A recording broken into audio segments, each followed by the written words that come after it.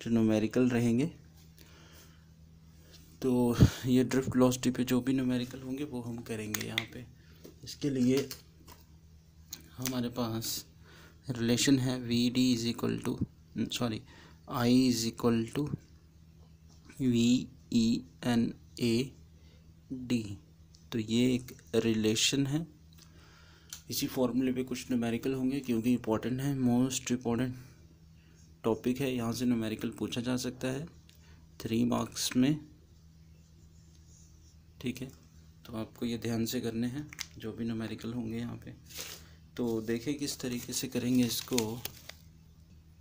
देखिए ये क्वेश्चन जो है आपका फर्स्ट न्यूमेरिकल है, जो वो किस तरीके से है कि बताया गया the number density of a conduction electron in a conductor estimated, इतनी उनकी डेंसिटी है number of electron per unit volume में। How long does electron take, तो यानी कि कितना टाइम लिया इलेक्ट्रॉन ने to take drift from one end of the conductor to the other end. तो जो वायर है, जो कंडक्टर की लेंथ है वो कितनी है, 3 metre long. The area of cross section of the wire is इतना है ये, ठीक है, 2 × 10⁻⁶ metre square and carrying a current 3 ampere.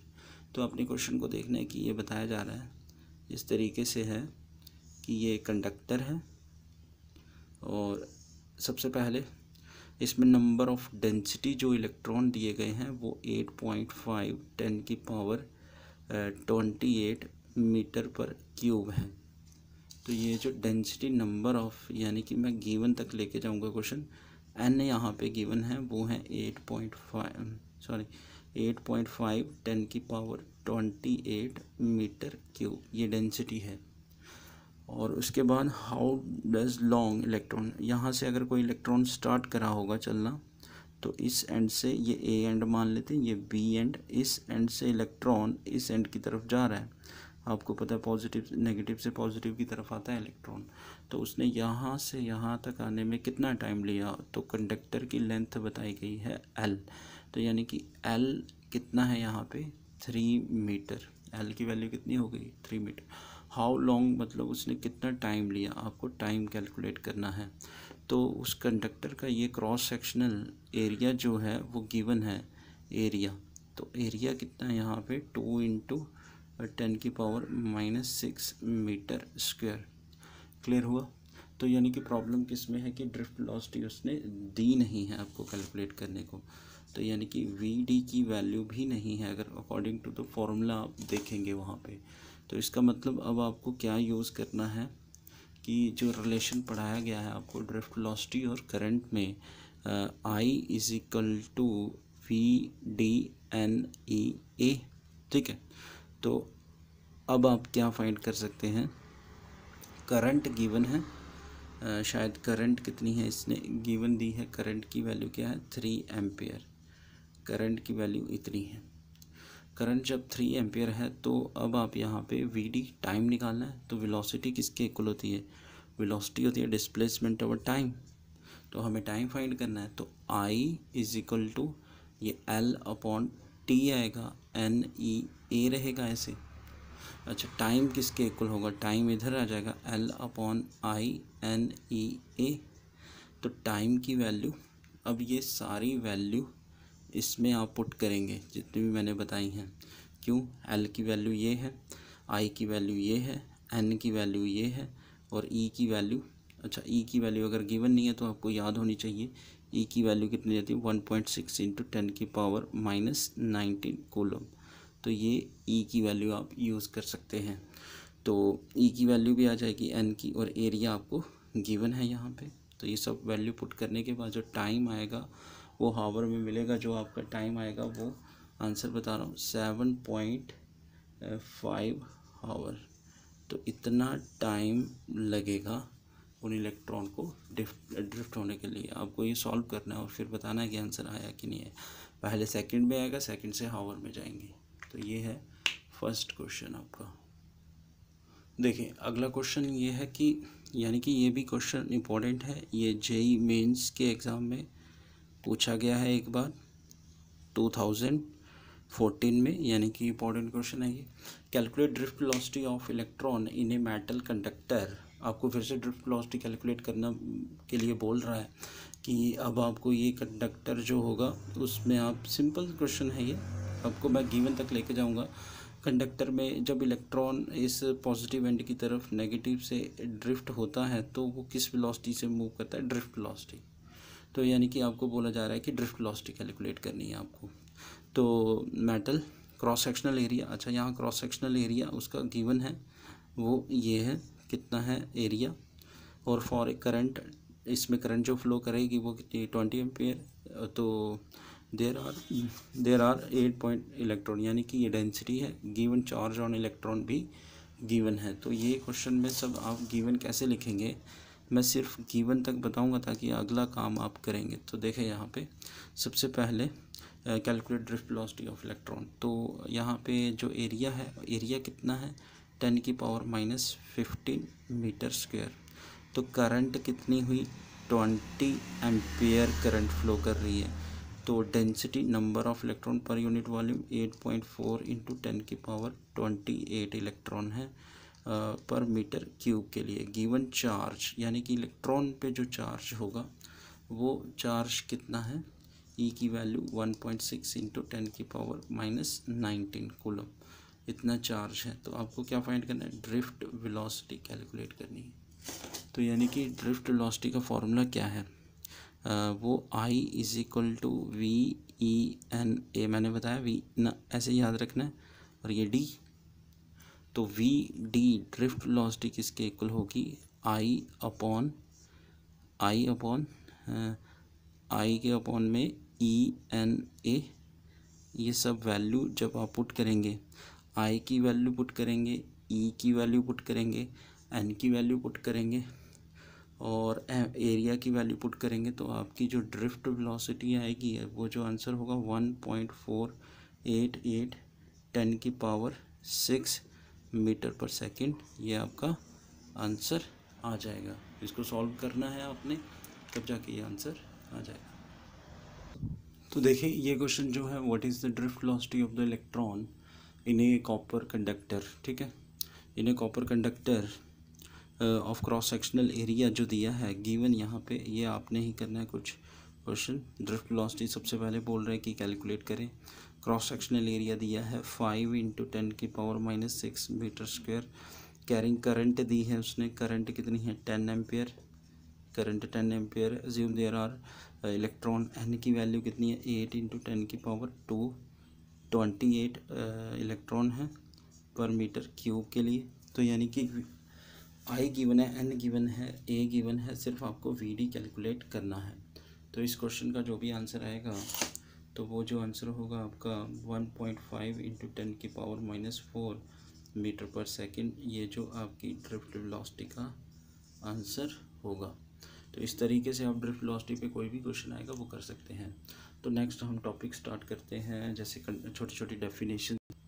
तो देखें नेक्स्ट डेफिनेशन है कंडक्टेंस। कंडक्टेंस क्या होता है, the reciprocal of resistance is called conductance. Resistance की वैल्यू इंक्रीज करेगी तो कंडक्टेंस डिक्रीज हो जाएगी। समझ आया, कंडक्टर के अंदर अगर रेजिस्टेंस की वैल्यू इंक्रीज हो जाए तो कंडक्टेंस डिक्रीज हो जाती है। तो सीधा सा आपको ये 1 मार्क्स में पूछा जा सकता है, कंडक्टेंस क्या होता है, रेसिप्रोकल ऑफ रेजिस्टेंस। तो SI यूनिट आप लिखना चाहें तो लिख सकते हैं। SI यूनिट रेजिस्टेंस है 1/ओम आएगा, और यहाँ पे OHM ओम इन्वर्स हो जाएगा, या और MHO। तो ये इसके यूनिट रहेंगे कंडक्टेंस के। देखें अगला जो टॉपिक है आपका कंडक्टिविटी। कंडक्टिविटी किससे रिप्रेजेंट करते हैं, सिग्मा से। Reciprocal of resistivity, reciprocal of resistivity is called conductivity. तो 1 मार्क्स में ये भी आपको पूछी जा सकती है पेपर में। कंडक्टिविटी क्या है, तो इसका मतलब SI यूनिट यहाँ पे क्या रहेगा, सिंपल सा डेफिनेशन है इसका। SI यूनिट क्या रहते हैं इसके, जैसे रेजिस्टिविटी होती क्या है, रेजिस्टेंस एरिया अपॉन लेंथ। तो इसके SI यूनिट रहते हैं ओम मीटर। तो यहाँ पे क्या आएगा, अपॉन में आएगा ओम मीटर, और में ओम इनवर्स मीटर इनवर्स, ये लिख सकते हैं, और MHO मीटर इनवर्स। या साइमन भी लिख सकते हैं, ठीक है, साइमन इनवर्स, लेकिन वो आप याद रखेंगे ये वाले यूनिट। क्लियर हुआ यहाँ तक? तो देखिए व्हाट इज़ सुपर कंडक्टर, यानी कि ये 1 मार्क्स में आ जाएगा आपको। जैसे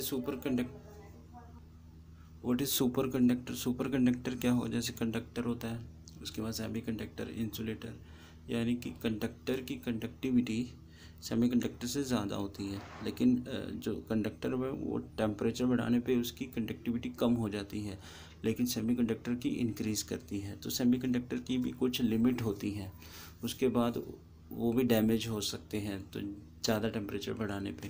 तो इसका मतलब सुपर कंडक्टर क्या होगा, जैसे करंट होती है, करंट V/R, तो अगर रेजिस्टेंस की वैल्यू कितनी हो जाए, ज़ीरो, रेजिस्टेंस की वैल्यू ज़ीरो हो जाए तो V/0 is equal to infinite, यानी कि करंट तो वहाँ पे बहुत ज़्यादा फ्लो करेगी, करंट की वैल्यू मैक्सिमम होगी तो रेजिस्टेंस जब ज़ीरो होगी, यानी कि कंडक्टर के अंदर अगर आप देखते हैं कि वो इलेक्ट्रॉन का कोलिजन होता है किसके साथ, पॉजिटिव के साथ, जब कोलिजन होता है तो वो कारण है उसकी रेजिस्टेंस आने का। तो इसका मतलब यहाँ इसके अंदर जो भी सुपर कंडक्टर में हम यूज़ करेंगे तो यानी कि वहाँ पे रेजिस्टेंस की वैल्यू क्या हो जाएगी, ज़ीरो हो जाएगी, उसको कोई रुकावट ही नहीं पैदा होगी। तो इसीलिए हम क्या बोलते हैं कि सुपर कंडक्टर क्या होंगे, जिनकी रेजिस्टेंस की वैल्यू ज़ीरो होगी, और then conductor is called as super conductor, उनको हम सुपर, ये 1 मार्क्स में आपको कहीं पूछा जाएगा पेपर में, तो आपने याद रखना है ये। देखें अगला ये इम्पोर्टेंट कंसेप्ट है, आपको सिर्फ याद रखना है, if a wire of resistance, कोई वायर है उसकी रेजिस्टेंस R है और stretch such that its length becomes n time, हमने इसको स्ट्रेच करा और इसकी लेंथ को हमने n टाइम्स इंक्रीज़ कर दिया, देन न्यू रेजिस्टेंस विल भी कितनी होगी।